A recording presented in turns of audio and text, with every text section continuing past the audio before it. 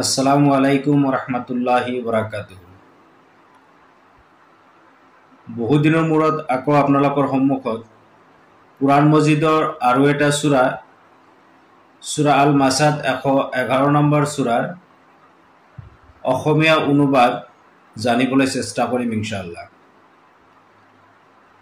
সূৰাটো মক্কাত নাজিল হৈছিল, সেইকাৰণে ইয়াক মাক্কী বুলি কোৱা হয়। এই সূৰাৰ আঁৰত এটা কাহিনী আছিল, সেই কাহিনীটো ইনশাআল্লাহ আলোচনা কৰিম। তো যি হওক, আজিৰ এই কোৰাণৰ অসমীয়া অনুবাদৰ ধাৰাবাহিকতা অক্ষুণ্ণ ৰাখি আৰম্ভ কৰিব ওলাইছোঁ সূৰা আল মাসাদৰ অসমীয়া অনুবাদ। আলহামদুলিল্লাহ, আসসালাতু আসসালামু আলা রাসূলিল্লাহ, আম্মা বাদ। আউযু বিল্লাহি মিনাশ শাইতানির রাজিম, বিসমিল্লাহির রহমানির রহিম। তাব্বাত ইয়াদা আবি লাহাবি ওয়া তাব। সূৰাৰ প্ৰথম আয়াতত আল্লাহ পাকে কৈ আছে তাব্বাত ইয়াদা আবি লাহাবি ওয়া তাব।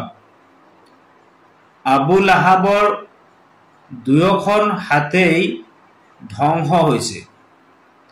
আবু লাহাবৰ দুখন হাতেই ধ্বংস হৈছে বুলি আল্লাহ পাকে কৈছে। যেহেতু এইটো পাষ্ট টেন্সত আছে, অতীত কালত, কিন্তু তেতিয়ালৈকে ধ্বংস হোৱা নাই, কিন্তু আল্লাহ পাকে কৈছে ধ্বংস হৈছে। ইয়াৰ অৰ্থ হৈছে যে আমি সাধাৰণতে কিছুমান মানুহ যেনেকুৱা যিবোৰ মানুহ ড্ৰাগ সেৱন কৰে, যিবোৰ মানুহ মদ খায়, আমি সিহঁতক দেখি সিহঁতৰ অৱস্থা চাই ক'ব পাৰোঁ সিহঁত ধ্বংস হৈছে। অৰ্থাৎ সিহঁত তেতিয়ালৈকে কিন্তু মৃত্যু হোৱা নাই, তেতিয়ালৈকে সিহঁতৰ কোনো বেমাৰ হোৱা নাই, কিন্তু তেওঁ যেনেকৈ চলি আছে এনেকুৱা অৱস্থাত থাকিলে তেওঁৰ ধ্বংস অনিবাৰ্য। একেটাই পৰিস্থিতিত আল্লাহ পাকে আবু লাহাবক কথাখিনি কৈ আছে তাব্বাত ইয়াদা আবি লাহাবি ওয়া তাব। আবি লাহাবৰ দুখন হাতেই ধ্বংস হৈছে, কিন্তু তেতিয়ালৈকে কিন্তু হোৱা নাই। কিন্তু কিয় ক'লে আল্লাহে যে তেখেতৰ দুয়োখন হাতেই ধ্বংস হৈছে? আৰু হাত ধ্বংস হোৱাৰ কাৰণ কি? হাতে কি কৰে? এই বিষয়ে যদি আমি কুৰাণ মজিদৰ আৰু বিভিন্ন আয়াত চাওঁ, আমি 3 নম্বৰ সূৰাৰ 182 নম্বৰ আয়াতত পাম যে মানুহৰে হাতৰ দ্বাৰা যি কৰ্ম কৰে সেই কৰ্মৰ ফল মানুহে ভোগ কৰে। তেনেকুৱা 22 নম্বৰ সূৰাৰ 10 নম্বৰ আয়াতত দেখা পাম, 30 নম্বৰ সূৰাৰ 41 নম্বৰ আয়াতত দেখা পাম। এইবিলাক আয়াতত আল্লাহ পাকে কৈছে যে তোমালোকৰ যি কৃতকৰ্ম কৰিছা তাৰ ভোগ তোমালোকে ভোগ কৰিবা। তো সেইকাৰণে আল্লাহ পাকে ইয়াতে ইয়াদা বুলি উল্লেখ কৰিছে যে আবু লাহাবৰ হাতটো ধ্বংস হওক।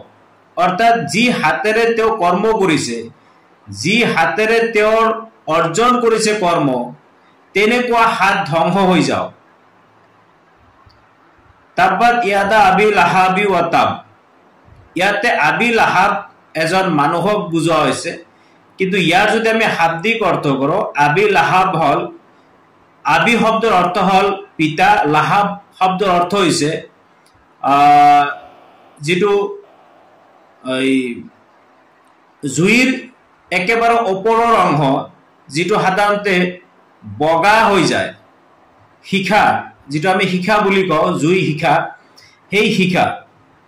তো ইয়াৰ আঁৰৰ কাহিনীটো হ'ল যে আবি লাহাব তেখেত আছিল আমাৰ নবী সাল্লাল্লাহু আলাইহি সাল্লামৰ খুৰা। তো তেওঁ দেখাত ইমান ধুনীয়া আছিল, তাৰমানে তেওঁ ইমান বগা আছিল যে সেই সময়ত মানুহবিলাকে তেখেতক লাহাব বুলি মাতিছিল। আৰু তেখেতৰ অৰিজিনেল নাম আছিল আব্দুল উজ্জা ইবনা আব্দুল মুতাল্লিব। আব্দুল মুতাল্লিবৰ সন্তান আছিল তেওঁ। তেওঁৰ প্ৰকৃত নাম আছিল আব্দুল উজ্জা, কিন্তু তাৰ ডাক নাম, উপনাম আছিল আবু লাহাব। আৰু এই নামটো, এই উপনাম, ডাক নামটো তেওঁ পাইছিল তেওঁৰ সৌন্দৰ্যৰ বাবে। তো এই আয়াতত কৈছে তাব্বাত ইয়াদা আবি লাহাব, আবু লাহাবৰ দুয়োখন হাত ধ্বংস হৈছে, অৰ্থাৎ ধ্বংস হওক, তাৰ হাত ধ্বংস হোৱাৰ বাকী নাই। ওয়া তাব, আৰু আবু লাহাব নিজেও ধ্বংস হওক। তো এজন মানুহক ইন্ডিকেট কৰি আল্লাহ পাকে এই আয়াতত উল্লেখ কৰিছে, এজন মানুহক ইন্ডিকেট কৰিছে। তো সেই মানুহজন কোন আছিল? এই মানুহজন আছিল নবী সাল্লাল্লাহু আলাইহি সাল্লামৰ খুৰা। তো প্ৰথম আয়াতত আমি জানি পালো যে আবু লাহাব এজন বিশেষ মানুহ, যিজন নবী সাল্লাল্লাহু আলাইহি সাল্লামৰ খুৰা আছিল আৰু তেওঁক আল্লাহ পাকে ধ্বংস হবলৈ গৈছে। তো ইয়াৰ আৰৰ কাহিনী কি? কিয় এজন মানুহক আল্লাহ ধ্বংস কৰিব বুলি আল্লাহে কৈ আছে? ইয়াৰ আৰত যদি আমি ইতিহাস বিচাৰি যাওঁ, এই সময়ত যেতিয়া নবী সাল্লাল্লাহু আলাইহি সাল্লামে মক্কাৰ মানুহবিলাকে মাতিছিল যে তোমালোকে আহা, তোমালোকে এটা সংবাদ দিম, তেতিয়া কুৰাইশসকলৰ সেই মক্কাৰ যিবিলাক অধিবাসী আছিল গোটেইবিলাক মানুহ আহি নবী সাল্লাল্লাহু আলাইহি সাল্লামৰ ওচৰত সুধিছিল যে আপুনি কি খবৰ দিব। তেতিয়া নবী সাল্লাল্লাহু আলাইহি সাল্লামে কৈ আছে যে তোমালোকৰ অচিৰেই পুৱাৰ ভাগত বা সন্ধিয়া ৰাতিৰ ভাগত তোমালোকৰ ওপৰত আক্ৰমণ হ'ব, আৰু এই আক্ৰমণটো কোনো বেলেগ শত্ৰুৱে নহয়, তোমাৰ ইমানৰ আক্ৰমণ। অৰ্থাৎ তোমালোকে আমি যিটো লৈ আহিছো আল্লাহৰ পৰা, যিটো সংবাদ লৈ আহিছো, যিটো মেছেজ লৈ আহিছো যে লা ইলাহা ইল্লাল্লাহ মুহাম্মাদুৰ ৰাসূলুল্লাহ, এইটো তোমালোকে স্বীকাৰ কৰি লোৱা। তো এই মেছেজটো নবী সাল্লাল্লাহু আলাইহি সাল্লামে সেই মানুহবিলাকক কৈছিল তোমালোকে এই কথাত আহি যোৱা, এই কথাৰ ওপৰত বিশ্বাস স্থাপন কৰা, নহলে তোমালোকৰ ধ্বংস অনিবাৰ্য। তেতিয়া নবী সাল্লাল্লাহু আলাইহি সাল্লামৰ খুৰা আবু লাহাব তেতিয়া তেখেতক কৈছিল যে তোমাৰে ধ্বংস হওক, তুমি ধ্বংস হৈ যাবা। তো এনেকুৱা প্ৰত্যুত্তৰ আবু লাহাবে কৰাৰ ফলত আল্লাহে নবী সাল্লাল্লাহু আলাইহি সাল্লামৰ ওপৰত এই সূৰা আল মাসাদটো অৱতীৰ্ণ কৰিছে। তো সেইকাৰণে আল্লাহ পাকে কৈছে তাব্বাত ইয়াদা আবি লাহাবি ওয়া তাব।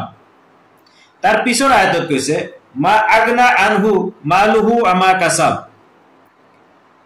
আবু লাহাব ধ্বংস হৈছে বুলি আল্লাহ পাকে কৈছে পাষ্ট টেন্সত, অৰ্থাৎ ইতিমধ্যে ধ্বংস হৈ গৈছে। তাৰ বৰ্ণনা কৰি কৈছে আল্লাহ পাকে মা আগনা আনহু মালুহু আমা কাসাব। মা আগনা আনহু, তাৰ ওচৰত যি বস্তু আছিল, মালুহু যি সম্পদ আছিল, সেইবিলাক একো কামত নিদিলে। অৰ্থাৎ আল্লাহ যে তেখেতক ধ্বংস কৰি দিলে, এই ধ্বংসৰ পৰা নিজকে বচাবলৈ তাৰ যিটো সম্পদ, অৰ্থ, টকা পইচা, এইটো কোনো কামত নিদিলে। ওয়ামা কাসাব, আৰু কামত নিদিলে কোনটো? তেওঁ যি উপাৰ্জন কৰিছে, তেওঁ যি অৰ্জন কৰিছে। ইয়াতে এটা বস্তু আমি পাওঁ, মালুহু মানেতো হল ধন সম্পদ, টকা পইচা, সেইটোতো মানুহ অৰ্জন কৰে। ইয়াৰ উপৰি আল্লাহ পাকে অতিৰিক্তভাৱে ক'লে অমা কাসাব, আৰু সি যি অৰ্জন কৰিছে। তো এজন মানুহ কি কি অৰ্জন কৰে? টকা পইচা, এইটো সম্পদ, এইটো অৰ্জন কৰে। ইয়াৰ বাহিৰেও মানুহে অৰ্জন কৰে, উপাৰ্জন কৰে নিজৰ সতি সন্তান, নিজৰ মান সন্মান, নিজৰ পদবী, নিজৰ নেতৃত্ব, এইবিলাক মানুহে অৰ্জন কৰি লয়। আল্লাহ পাকে কৈছে আবু লাহাবৰ কোনো কামত নাহিল তাৰ সম্পদ, তাৰ টকা পইচা, না তাৰ ল'ৰা ছোৱালী, না তাৰ মান মৰ্যাদা, না তাৰ নেতৃত্ব, একো কামত নিদিলে। এই পৰিপ্ৰেক্ষিতত যিটো ইতিহাস পোৱা যায় এইটো এনেধৰণৰ যে নবী সাল্লাল্লাহু আলাইহি সাল্লামে যেতিয়া সত্যৰ বাণী সিহঁতৰ ওচৰত লৈ আহিল আৰু আবু লাহাব এইটো অস্বীকাৰ কৰিলে, তেতিয়া আবু লাহাবে ক'লে যে সঁচাই যদি মুহাম্মদ তোমাৰ কথা সঁচা হয়, তেনেহ'লে সেইদিনা আমাৰ যি সম্পদ আছে, টকা পইচা আছে, আমাৰ যি সন্তান আছে, এইবিলাকৰ বিনিময়ত আল্লাহ পাকৰ পৰা জাহান্নামৰ পৰিৱৰ্তে জান্নাত কিনি ল'ম। এইখিনি কথা আবু লাহাবে নবী সাল্লাল্লাহু আলাইহি সাল্লামক কৈছিল। গতিকে সেই পৰিপ্ৰেক্ষিতত আল্লাহ পাকে কৈ আছে যে তাৰ কোনো সম্পদ, তাৰ কোনো উপাৰ্জনকৃত সন্মান, পদবী, নেতৃত্ব, অতি সন্তান একো কামত নিদিব, একো কামত নিদিলে। এইটো চূড়ান্ত। তো এই দুটা আয়াতত বৰ্তমান সময়ত আমি কিছু বেলেগ ধৰণৰ তৰ্জমা দেখিবলৈ পাওঁ। তেওঁলোকৰ দাবী যে আবি লাহাব কোনো মানুহ নহয়, আবি লাহাব হৈছে জুইৰ পিতা, অৰ্থাৎ জুইৰ পিতা কোন? ইবলিছ। মই ক'ব বিচাৰো যদি আবি লাহাব জুইৰ পিতা হয়, জুইৰ পিতাৰ হাত দুখন ধ্বংস আল্লাহ কৰিছে। যদি হাত দুখন ধ্বংস কৰিছে তেনেহ'লে জুইৰ পিতাই পৰৱৰ্তী সময়ত মানুহৰ মাজত ফিতনা কেনেকৈ সৃষ্টি কৰিব, মানুহক কেনেকৈ বিপদে পৰিচালিত কৰিব, আৰু শয়তান নিজেই ধ্বংস যদি হৈ যায়, আল্লাহ যদি শয়তানক ধ্বংস কৰি দিছে, তেনেহ'লে আজিৰ সময়ত আজিৰ যুগত কোন শয়তানে মানুহক প্ৰৰোচনা কৰি আছে? গতিকে এইটো কোনো পধ্যেই আবি লাহাব অৰ্থ শয়তানৰ পিতা নহয়, অৰ্থাৎ ইবলিছ হ'ব নোৱাৰে।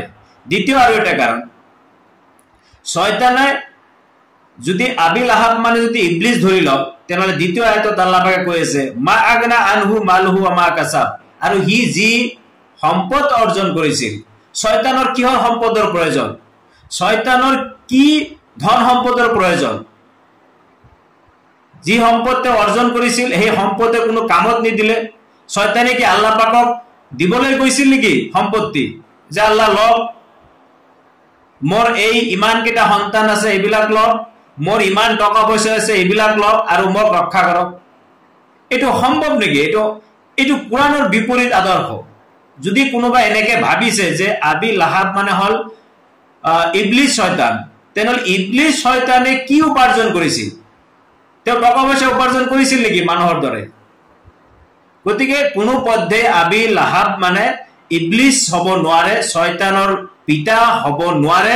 আবি লাহাব এজন মানুহ যি নবী সাল্লাল্লাহু আলাইহি সাল্লামৰ খুৰা আছিল। ৩ নম্বৰ আয়াতত আল্লাহ পাকে কৈ আছে সায়াসলা নাৰান জাতা লাহাব, আৰু এই আবি লাহাবৰ কথা কৈ আছে যে তেওঁ অতি সোনকালে নিশ্চিতভাৱে তেওঁ জ্বলিব অগ্নিত, যিটো অগ্নি জাতা লাহাব, যিটো অগ্নি শিখা বিশিষ্ট, অৰ্থাৎ অগ্নিৰ যিটো সৰ্বোচ্চ অংশ, সেইটো সমন্বিতে সেইটোৰ লগত তেওঁ জ্বলিব, অতি শীঘ্ৰেই জ্বলিব, নাইবা নিশ্চিতভাৱে জ্বলিব, যিহেতু তেওঁ ধ্বংস হৈছে। আল্লাহ পাকে এইটো কৈ আছে, আবু লাহাবৰ বিষয়ে কৈ আছে যে আবু লাহাব অতি সোনকালে তেওঁ জ্বলিব, আৰু এনেকুৱা অগ্নিত জ্বলিব যিটো অগ্নিৰ অন্তিমটো পৰ্যায়, অৰ্থাৎ যিটো শিখা বিশিষ্ট অগ্নি, সেই অগ্নিত জ্বলি থাকিব আবু লাহাব। ৪ নম্বৰ আয়াতত আল্লাহ পাকে কৈ আছে ওয়া আমরাতু হাম্মালাতাল হাতাব ওয়া আমরাতুহু, এই যে আবু লাহাব যে জ্বলিব শিখা বিশিষ্ট অগ্নিত, তার লগত জ্বলিব আমরাতুহু, আৰু তাৰ ঘৈণীয়েক জ্বলিব। কিন্তু আমি যদি আবু লাহাব মানে শয়তান ধৰি লওঁ, কুৰাণত কতো মই পোৱা নাই যে শয়তানৰ ঘৈণীয়েক আছে, শয়তানৰ ওয়াইফ আছে, এইটো আমি কতো পোৱা নাই, কুৰাণত কতো নাই। শয়তানৰ আমি জানো ইবলিছ আছিল, ইবলিছক আল্লাহে কৈছিল আদমক সেজদা কৰা, কিন্তু ইবলিছ অহংকাৰ কৰিছিল আৰু সেজদা কৰা নাছিল। তাৰ ঘৈণীয়েকৰ কথা কুৰাণত কতো নাই। গতিকে এইটো কেতিয়াও সম্ভৱ হ'ব নোৱাৰে যে আবি লাহাব মানে হল ইবলিছ, আৰু আমৰাতুহু তাৰ স্ত্ৰী, তাৰ ঘৈণীয়েক মানে এই শয়তান ইবলিছৰ ঘৈণীয়েক, এইটো সম্ভৱ নহয়, এইটো অসংগতিপূৰ্ণ এটা কথা। তো আবু লাহাব জ্বলিব যেনেকে, তেনেকৈ তাইৰ ঘৈণীয়েকো জ্বলিব। হাম্মালাতাল হাতাব, আৰু যিজনে কি কৰিছিল, ইন্ধন বহন কৰিছিল, এই যে জ্বলিব, ইয়াৰ অৰ্থ দুটা হ'ব পাৰে, যে তেওঁৰ ঘৈণীয়েক যেতিয়া পৃথিৱীত জীয়াই আছিল সেই সময়ত তেওঁ কি কৰিছিলে, যে আৰৱৰ মৰুভূমিৰ পৰা কাঁইটযুক্ত কিছুমান খৰি তেওঁ গোটাইছিল, আৰু সেই কাঁইটবিলাক যেতিয়া শুকাই গৈছিল, তেতিয়া নবী সাল্লাল্লাহু আলাইহি সাল্লামৰ যি ৰাস্তা দি, যি পথেৰে তেওঁ মছজিদত গৈছিল সেই পথত পেলাই ৰাখিছিল যাতে নবী সাল্লাল্লাহু আলাইহি সাল্লামক কষ্ট দিব পাৰে। তো এই যে কষ্ট দিছিল, এই কষ্ট দিয়ার অর্থে আল্লাহ পাকে কি করেছে, তার হাজবেন্ডক অর্থাৎ আবু লাহাবক যেতিয়া জাহান্নামত জ্বলাই থকা হব, তেতিয়া সেই জাহান্নামৰ যেটো ইন্ধন, এই ইন্ধন যোগান ধৰিব তাৰ ওয়াইফে। তাৰ মানে নবী সাল্লাল্লাহু আলাইহি সাল্লামক কষ্ট দিয়াৰ বাবে যি ইন্ধন যোগাইছিল পৃথিবীত, এটা তাৰ হাজবেন্ডক, তাৰ গিৰিয়েকক শাস্তি দিয়াৰ অৰ্থে তাইৰ দ্বাৰা প্ৰতিশোধ লোৱা হব আখেৰাতৰ দিনা। অৰ্থাৎ আবি লাহাবৰ ঘৈণীয়েকে তাৰ গিৰিয়েকক শাস্তি দিয়াৰ অৰ্থে যি ইন্ধনৰ প্ৰয়োজন হব, সেই ইন্ধন যোগানকাৰিণী হব তেওঁৰ ঘৈণীয়েক। তো ইয়াতে কোনো পদ্ধেই শয়তানৰ বা ইবলিসৰ ঘৈণীয়েক হব নোৱাৰে। আৰু ইবলিসৰ ঘৈণীয়েকে ঘৈণীয়েক নাই, কোৰআনত পোৱা নাই, আৰু তেওঁ কি ইন্ধন যোগাব? এইটো এটা আচৰিত ধৰণৰ কথা। যিয়ে নহওক, পৰৱৰ্তী আয়াত অৰ্থাৎ অন্তিমটো আয়াতত আল্লাহ পাকে কৈছে ফি জিদিহা হাবলুম মিন মাসাদ, আৰু কি কৰা হ'ব? ফি জিদিহা হাবলুম মিন মাসাদ, আৰু তাইৰ ডিঙিত থাকিব ৰছী, যেটো পকাই থোৱা অর্থাৎ পকুয়া রশি, টুইস্টেড, যেটো আমি কওঁ যে দুটা পাল্লা থাকিব, দুটা পাল্লা মেরিয়ে মেরিয়ে এটা রশি বনোৱা হয়, তেনেকুৱা ৰশি তাৰ গলাত থাকিব। ফি জিদিহা, তাৰ গলাত থাকিব, তাৰ ডিঙিত থাকিব এনেকুৱা পকুয়া ধৰণৰ রশি।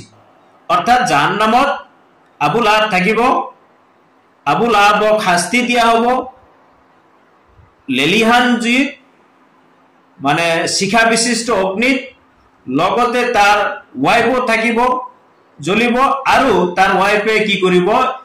নিজেও ইন্ধন যোগাব, আৰু সিহঁতৰ গলত থাকিব, ইহঁতৰ গলত থাকিব এটা ৰছী। এতিয়া কিহৰ ৰছী, কেনেকুৱা ৰছী, আল্লাহ মালুম, এইটো আল্লাহ ভালকে জানে, আমি নাজানো। মুঠতে সিহঁতৰ গলত মেৰিয়াই থাকিব ৰছী। তো যিয়েই হওক, সূৰা আল মাসাদ 111 নম্বৰ সূৰাৰ অসমীয়া অনুবাদ কৰিবলৈ চেষ্টা কৰিলো। আল্লাহে যিখিনি সমৰ্থ দিছে, যিখিনি জানিব দিছে, যিখিনি বুজাইছে, সেই অনুবাদ কৰিলো। যদি এই অনুবাদত ক'ত বা ভুল হয়, তেনেহ'লে এইটো মোৰ ভুল, আৰু যদি এইটো শুদ্ধ হৈছে, তেনেহ'লে আল্লাহৰ ইচ্ছাত সেইখিনি কাম হৈছে। এইখিনি আমাৰ বিশ্বাস ৰাখি আজিৰ এই ধাৰাবাহিক অনুষ্ঠান সামৰিবলৈ চেষ্টা কৰিছো। লগতে এটা অনুৰোধ কৰিছো, আপোনালোকে মোৰ বাবে দোয়া কৰিব, যাতে আল্লাহ পাকে যিমান দিন জীয়াই ৰাখে কোৰআনৰ সূৰাসমূহৰ অসমীয়া অনুবাদ কৰি যাব পাৰো, একমাত্ৰ আল্লাহৰ খুশি কৰাৰ বাবে। আৰু এইটো আল্লাহ পাকৰ পৰা এটা দায়িত্ব বুলি যাতে প্ৰচাৰ কৰিব পাৰো, তাৰ বাবে দোয়া কৰিব। আজিলৈ ইমানতে অন্ত পৰিল। ইনশাআল্লাহ আগলৈ নতুন এটা সূৰা লৈ আহিম। আপোনালোকে সকলোকে আল্লাহে ভালে ৰাখক, এই কামনাৰে আজিলৈ ইমানতে অন্ত পৰিল। আসসালামু আলাইকুম ওয়া ৰাহমাতুল্লাহি ওয়া বাৰাকাতুহু।